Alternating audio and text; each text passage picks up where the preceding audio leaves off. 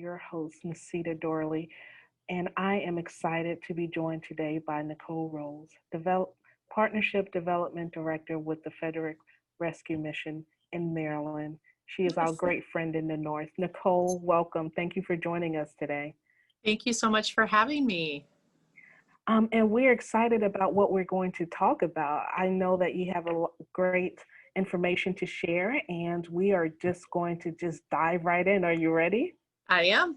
Okay, let's do it. So why don't you tell us a little bit about yourself, who you are and a brief overview of your career? Sure. So I'm really, really excited to be here. I did try to make a few notes, so bear with me. I am a lifelong hard worker and learner, and I think that has really served me well, both personally and professionally. I've done everything from be a stay-at-home mom, an entrepreneur. I've owned my own digital imaging and government contracting company, and I've actually been an elected official. So I A try to woman with many hats. yeah. But I try to let folks know that you should just go out and try everything.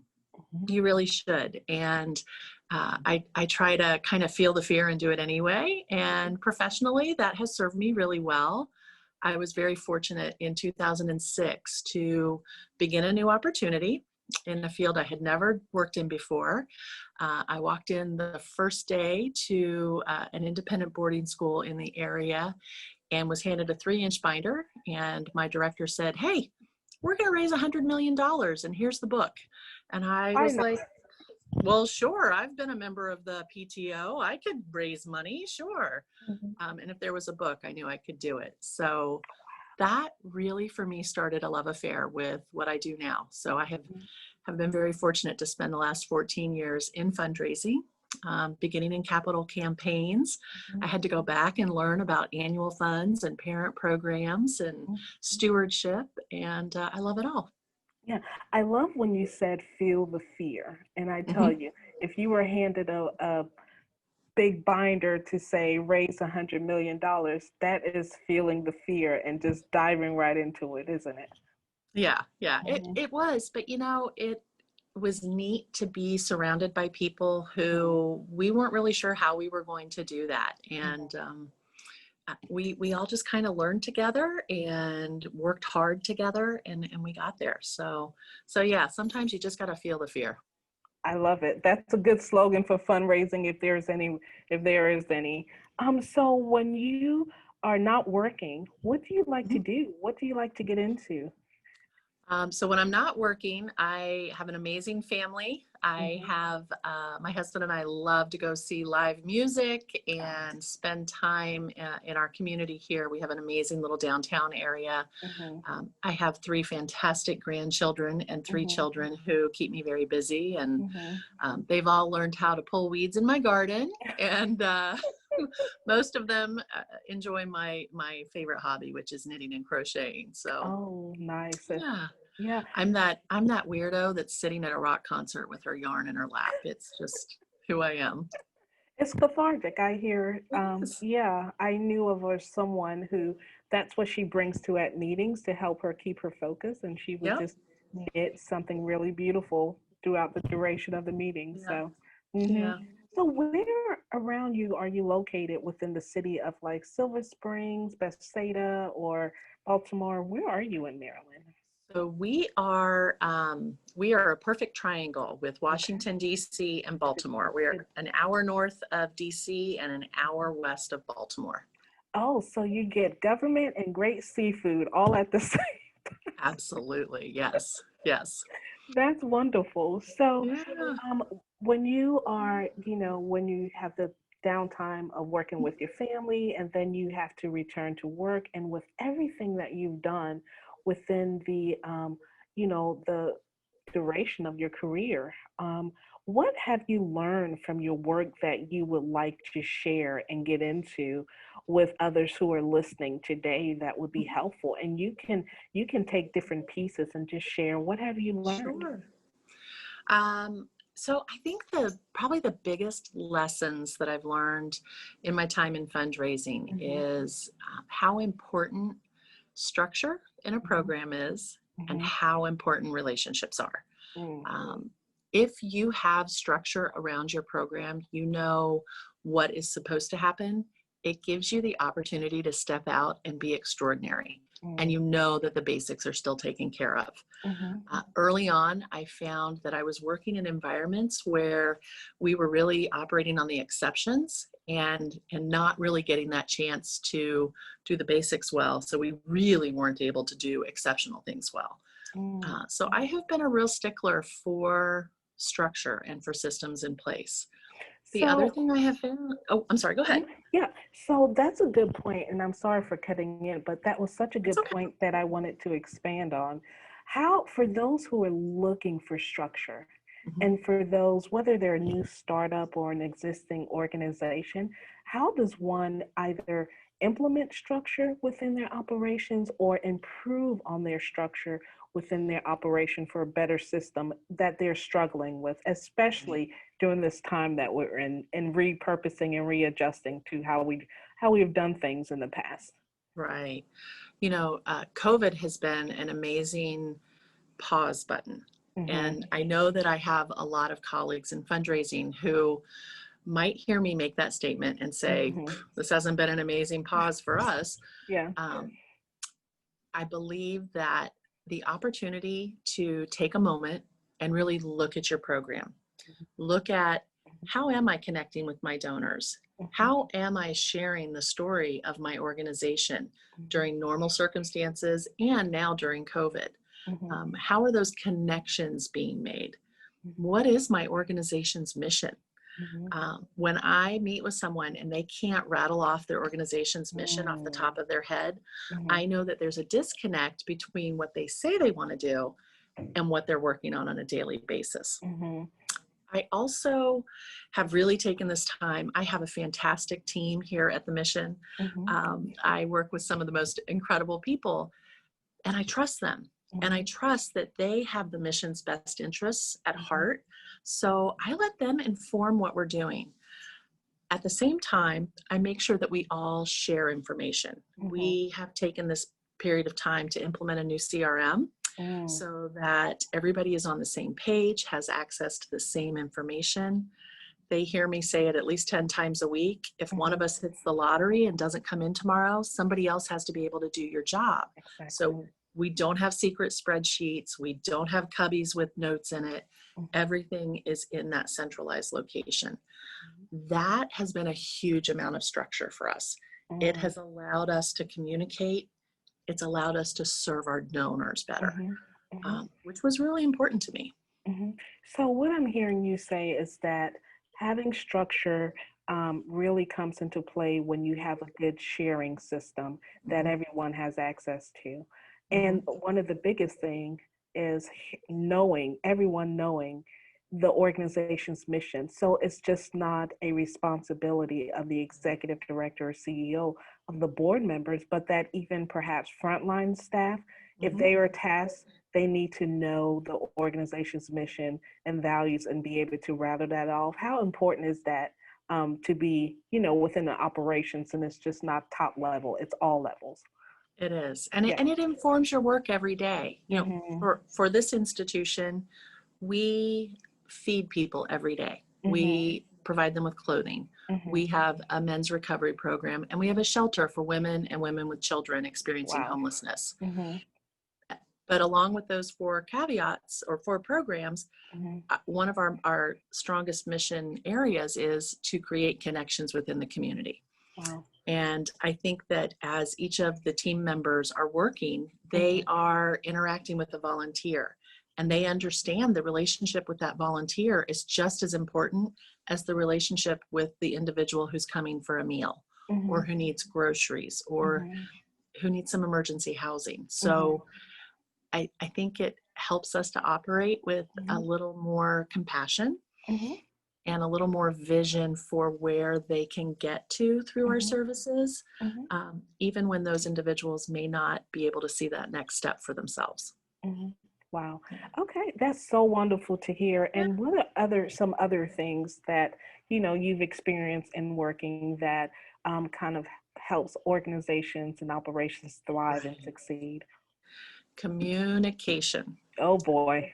I will say that word again, communication. Mhm. We knew in March when we shut down, we had to shut down our programs, everybody did. We all went into quarantine and working from home. Mhm.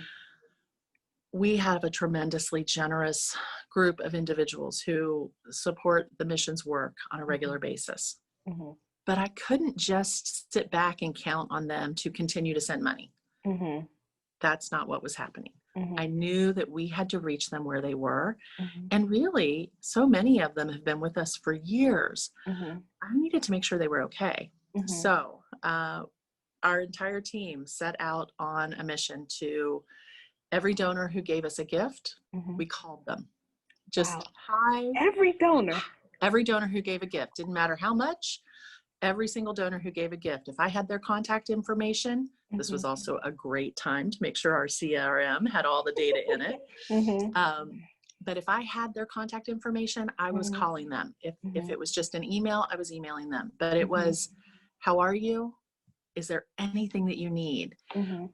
And thank you so much for your gift. Because of you, we were able to actually ramp up our programs and Mhm. serve more meals than we had Mhm. been prior to COVID, Mhm. to provide more groceries, to provide more housing opportunities. So it was that individual connection. I had a lot of people that I would call and they're like, what are you Mhm. selling? Who are you? Right. So It's it told me, unthinkable. well, yeah, I mean, how many Yeah. of us see the phone ring and you don't recognize the number and Mhm. you're like, I'm not answering that. So it was a Mhm. great way to connect. We Mhm. also were able to use other avenues. We beefed up our social media outreach. Mhm. We went from posting 2-3 times a week to 2-3 times a day Wow. and trying to make those meaningful posts. Mhm. We held online, so our first major event of the year was to happen March 29th, and it was a Mhm. 10-mile run. Mhm. It was canceled. 10 So miles. instead of, so Mhm. instead of having our mission 10 miler, we pivoted and held a mission prayer miler. We invited everyone in the community to join in for an hour of just getting together, connecting with each Mhm. other, a little Mhm. praise, a little worship. It Mhm. was fantastic. We had over Mhm. 10,000 people who Wow. watched that hour long.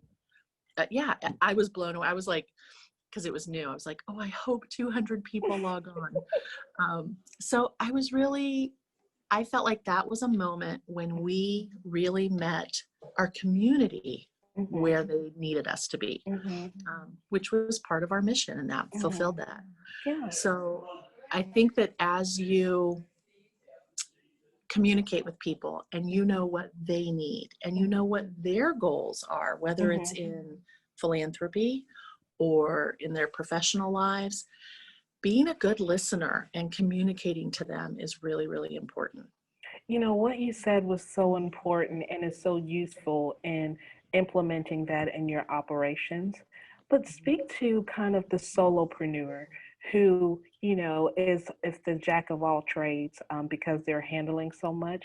How Mhm. can they implement what you do, maybe even on a condensed scale? So that if they're listening and thinking, well, it's just me, I'm a one person show, I can't do all that. Right. But in essence, they can. So what advice or recommendation would you give to them to say, yes, you can, do Yeah. this within your capacity?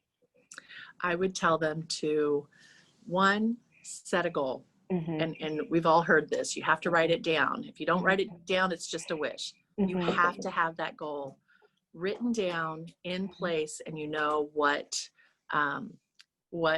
you are working towards. Mm-hmm. You have to break it down bite size. Mm-hmm. And then you have to create those systems so that you know each of your interactions is meaningful Mm-hmm. and that you are getting the most out of your time. Mm-hmm. I, for many years, ran a business. I was the lone person in that business. I made the coffee and I wrote the paychecks. So you have to be able to do everything in between. Mm-hmm. I to this day from 4 to 5 o'clock on Friday evening. Mm-hmm. I never leave work early on Friday because Wow. that's my planning time. Mm-hmm. That's when I look at my goals, when I look at my plan for the week, when I evaluate what went well, Mm-hmm. what didn't go well, Mm-hmm. what has to be finished before I leave the office on Friday, what can wait until next week, and am I still in alignment with the plan that I set out? Wow. Mm-hmm. I think as solopreneurs, we're so busy doing everything that we don't take that time to evaluate on a regular basis. Mm-hmm. So that was really helpful. I think once I, as a solopreneur, well, I know this happened. Once I sat down and dedicated myself to understanding my plan Mm-hmm. and working on it regularly, Mm-hmm. my business took off. Wow. Yeah. And I think you said something that, it's a novice, because individuals think free Fridays or early Fridays, where you're saying the opposite, actually. No, use it even if you have an existing business and you have team members, use it that when everybody is gone, you stay and you plan. Right. This is your quiet time to Right. really kind of plan for the next week coming ahead and goals, so then that you can share with your team members. That's a valuable. And for me, Friday afternoon works. Mm-hmm. I don't mind working on a Saturday if there's Mm-hmm. something coming up and we have, Mm-hmm. we have something to do, or I'll use that for research. Sundays are sacred to me. I don't work on Sundays. Yeah. And by setting myself up and having my plan in place Friday afternoon, Uh-huh. and how many of us have gotten busy and said, oh, I'll just take that notebook home with me and I'll do it on Sunday evening. No, I don't want to do it on Sunday Right. evening. I want to spend Right. Sunday with my family. So Right. Exactly. that's what works for me. Mm-hmm. For someone else, it might be Tuesday afternoon is my perfect planning time, and that's what works in my week. Mm-hmm. It can be individualized, Mm-hmm. but it has to happen. Mm. So, along with setting structure, having shared communication, having a written plan, what are some other things you've learned? Which, those three, would you say are the top three that can be added with some other techniques that, really helps a business thrive and take it to the next level? A few of the things that I talk about all the time is smile. We do this because we love it. No. Someone out there might be relying on you to raise funds so that they can eat that day. That can be pretty heavy. Yeah. But we're so fortunate to be able to do what we do. And I'll tell you a really quick story. My dad, before he died, my dad had a very dry sense of humor. And we were at lunch one Friday and he said, oh, hey, there's somebody running across the parking lot there. Go out there and see if they have any loose change. That's what fundraisers do, right? And he was joking. He really was joking. But I stopped him and I said, Dad, I provide a very real need in this world. And my profession is very honorable. I connect people who want to do good in our society with organizations that want to do that good. I do not chase people down for their spare change. That's not what this is about. This is about making connections and helping facilitate that good. And it was one of the few times where he's really stopped and he looked at me, he said, I'm really sorry. You're right. And that wasn't nice of me. But I think that too many of us think that we are, if I could just get one more person. No, if you invest in the people who are already passionate about what you're doing, I am not advocating don't go out and acquire new donors. We absolutely need that. But we need to make sure the people that we already have know that we are here for them, that we rely on them, that we want them to be part of what we're doing. So I think that we as fundraisers, we need to really understand how honorable what we are doing is. And I think the other, I'm sorry, go ahead. No, I just wanted to say, what an interesting point, because, sometimes people feel, I call it the IRS of nonprofits, where if you see a tax man, you're going the other way. You see a development or fund director, oh no, they're going to just ask me for money. And I say that development directors are essentially the heart of the organization, because what they brings in is flow and affects every other part of the organization to keep it alive and to keep it running. And without that, then it's stagnated. Yeah. And so why do you think that there's such that kind of stigma over this field, and what can be done to be able to help change the narrative in that? Does it start with the development directors themselves, and and promoting and believing that they are a vital piece of the organization, and then sharing that? What do you think about that through your experience? I think that there are a lot of things in my personal experience. Money can be tough to talk about. People are not comfortable talking about money, how much money they have, how little money they have. And I'm in the South, so yeah. Yeah, it's a taboo subject. So I think that is probably the root of a lot of this, is that people have a tough time talking about money. I'm not talking about money with people. When I reach out to someone who's a donor or a prospective donor, I'm reaching out about filling a need.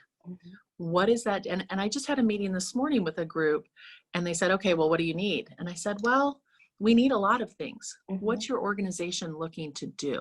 And it really caught them. I had 3 pastors in front of me, and they were speechless. And let me tell you, that doesn't happen very often.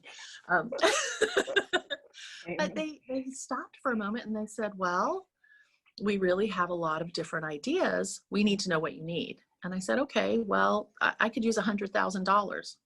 And they kind of chuckled and they said, well, I said, so now what are you trying to do? Are you looking for an opportunity for your groups to volunteer? Do you want to support a program, or help make sure the electric bill gets paid? What is your passion? And by turning around and letting them stop and think about how they were connecting with us instead of what they were going to do, it changed that conversation. So yeah. And it's, I think when people do that, how many times have we had the list of donors in front of us, and it's like, oh, to call all these donors, and all of a sudden your phone weighs 55 pounds. No, it's, I have to call these 5 donors or 10 donors today. And I'm so looking forward to hearing about their kids, their grandkids, what they've done professionally, where they're going on vacation, and then sharing with them what's going on in the organization. How many people did we feed today? We just had 2 women who came through our women's shelter. 2 different ladies within 2 months of each other bought their first homes. Wow. These ladies were homeless. They were living with their children in a shelter. And because our donors cared enough, they went through our programs, they did the hard work, and they own their own homes now. That's something to celebrate, and people need that good news. So immediately my phone goes from weighing 55 pounds to being lighter than a feather, because I can't wait to tell people what's happening.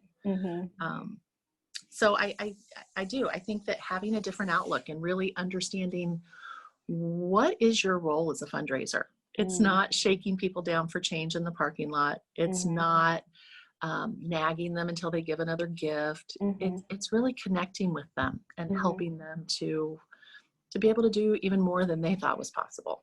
Wow. And how do you share what you do with your team so that they have a clear understanding as well, and what your role is and the vitality of it to the operations for the organization? So my team, as I said, is fantastic. And what I try to do, we meet every Monday morning, 9:30 a.m. We get together and, for the week, what's the plan, what's happening, challenges, opportunities, all of that. Each of the members of my team play a different role. I oversee our marketing area, our volunteer management, and our outreach area. So each member is doing a different function for the community we serve. So I think it's really good for them to know that I know they're busy, and it just helps to realign and make sure we know what the goals are. Every other week, I meet with each of them individually for an hour, and we discuss what their plan is. What's the goal? Where are you towards the goal? What challenges? How can I help? And that works really well. And then twice a year, we go away and do a team retreat. We're getting ready in 2 weeks, and we'll take the whole day. We're going to have a little bit of fun. We'll have some good food, and we're going to review Fundraising 101.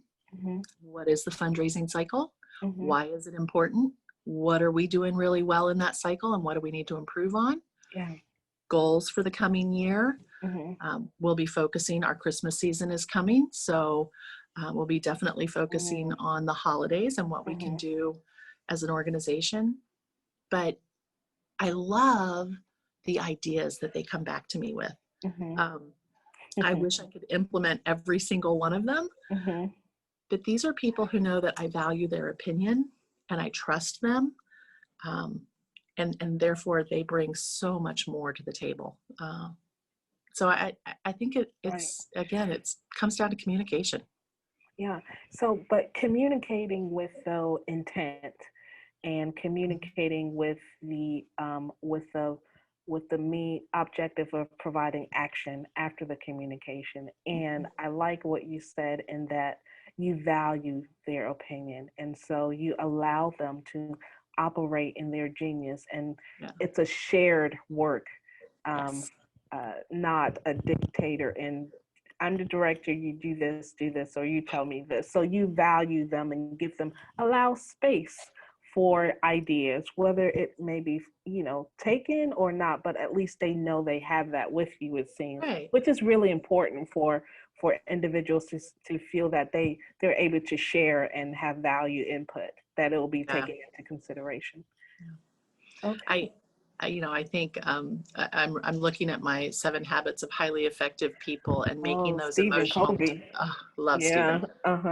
But Really, really, because we have those deposits in each other's emotional bank accounts, I trust them and they trust me. And then when I do have to say, no, we can't do that, or I want it done this way, they understand it's coming from a place of ultimately this is I have to make this decision, and everybody doesn't have to like it, but we respect each other. Wow. So I think it's key. Yeah.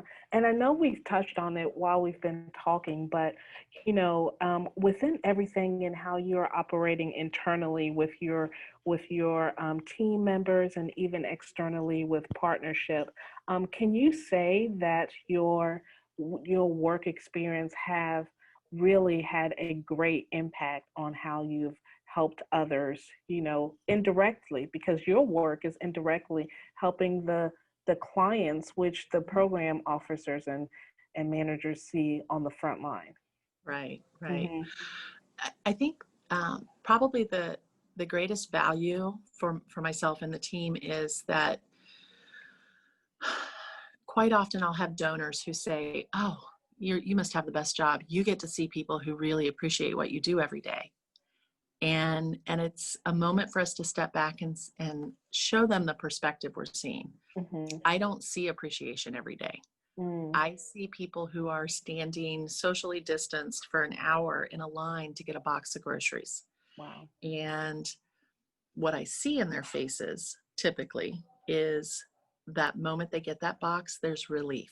And they can now figure out how they're going to pay the electric bill, how they're going to transport the groceries back to their home. Right. I can see people who have an immediate need fulfilled so that they can move on to the next issue in their life. And when we as fundraisers and when we as administrative staff here lose sight of the fact that it's an important part of their lives that we touch, but it's just one small piece of what they're dealing with. If we ever lose sight of that, then I think that we have to really reevaluate. Right. I'm not sure if that answers your question, but No, but so, and how do you keep, for you, how do you keep sight of it? How do you keep it in the forefront? So then that kind of with what you said, it doesn't, negatively impact you, the largeness of what your role is within the organization. How do you, what are some things you do? So as well as having a great team, I have great leadership. So it is, what is it giving back? And so we as a society really have to adjust our perspective. on hiring and what is a fair wage. But and there's a lot of, there are a lot of questions around that, but you have to stick within budgets. I totally get that. But we also need to understand people have to eat. Yeah. So. Exactly. Take care. If they're taking care of you, you take care of them as well. And so, you as someone who's, let's say someone who's getting into this position, let's use the gentleman. He's coming in, he's stepping into that role, and for those who are stepping into this role, whether they're in a small, medium, a large organization, or they're an independent contractor, and they're a part of a great organization that have a great work culture, who executive director brings them lunch, how though internally within their personal self do they need to implement a process of self-care, not just outside of work, but internally within work, so that again, there's a great healthy balance to do their role. So I am fierce about protecting my calendar. I will be the first person who will jump up and go out and pack grocery boxes because that is super, super important. But my planning time is my time. I schedule my day so I have time to read. I have time to refuel. And honestly, it's taken me the better part of 3 decades to realize that as much as I love people and being out and around them, I am actually an introvert. I recharge by taking that quiet time by myself, reading, thinking, just being able to evaluate. It took me decades to understand that that's who I was, because I always was, I love to be around people, but I need my Sundays as quiet time. Right. I love going and talking in front of groups or doing Zooms or talking to donors. But between 6 and 7 a.m. is my quiet time every day, and do not interrupt it. So I'm really fierce about that. And I think as individuals, we have to understand what fills us up. Is it going for a jog? Is it setting aside time for meditation? Is it doing, reading or yoga or whatever it is for you that helps to just lift your spirit? You have to schedule that, and you have to protect it fiercely. Right. Because when you are taken care of, it's the whole give yourself the oxygen first. Right. It took me a long time to understand how important that was. Yeah. And it's not a selfish thing. No, it's selfish when you don't do it, I think. Right. Yeah. I think it's the most selfless thing that you can do to take care of yourself first, because then you have so much more to give. And what are there any type of tools or resources that you use even within the organization to kind of set those boundaries for self-care, whether it's a software, an app, or a computer program that you allow everyone to know about your calendar so that boundaries can be set, different things that's helpful in your workflow that creates a healthy balance for you? So we do share our calendars. We can see each other's calendars. It doesn't, I keep a work calendar here in Outlook, and I have my personal calendar in Google, and never the two shall meet. But they will see times in my professional calendar that say NROOO, and it's out of office. And they just know that that's not negotiable. If there were an emergency, they know they can call me anytime, day or night. However, the team knows if you're on vacation, go on vacation. Please don't check your email. Please don't call the office. Do not feel bad that you're on vacation recharging and you missed the Monday morning meeting. There's nothing happening here that is so important that you need to worry about that. You truly, you need that time. And if you need a day, we had a major event this week. My team has been working super hard, and COVID and normal life stresses. Right. One of them looked at me yesterday and said, "I'm going to take tomorrow." And I'm good, go have fun. Right. I hope she's enjoying the beach right now. I'm a little jealous, but allowing them to have that downtime. And again, that goes back to systems. If one of them needs a day off, one of us can jump in. if one of them hits the lottery after they make a large contribution to the organization, I hope that they enjoy their winnings. But in all seriousness, you know, those systems allow for us to have that downtime. If one of them wins the lottery, they'll be one of your biggest donors and benefactors, Yes. hopefully. You know, when so here's my how I relax. I like to imagine the largest lottery jackpot there is.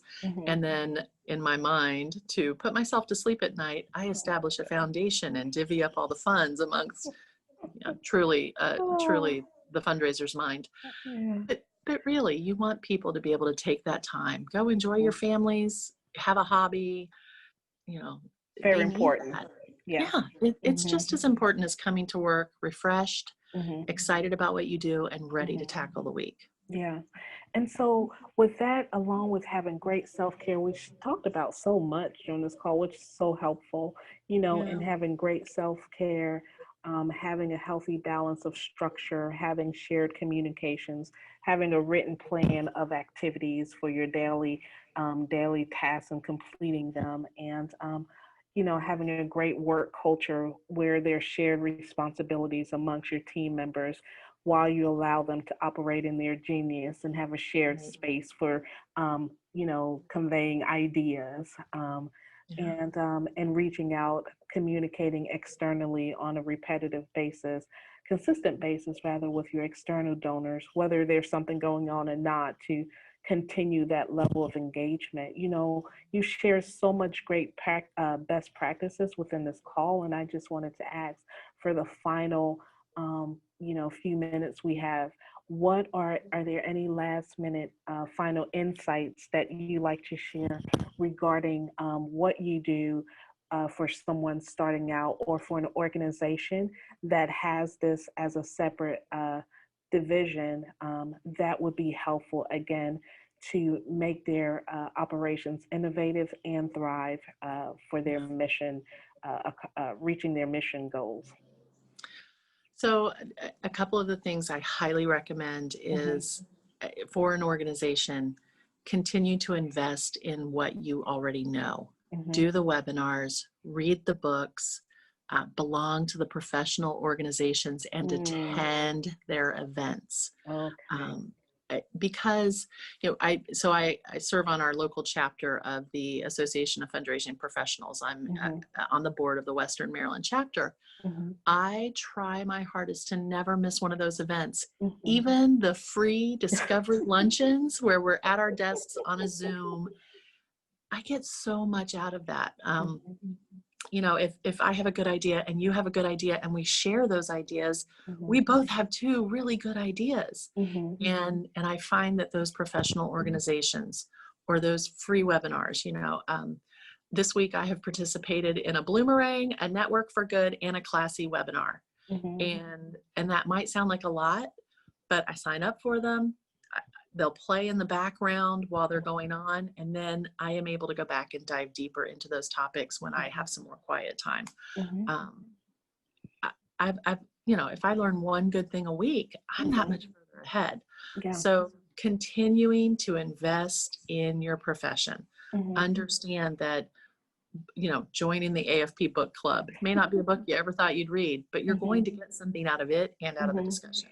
No, a TED Talk while you're getting dressed in the morning. You don't need to sing another Hall & Oates song. I love Hall & Oates. I love when they're on the radio.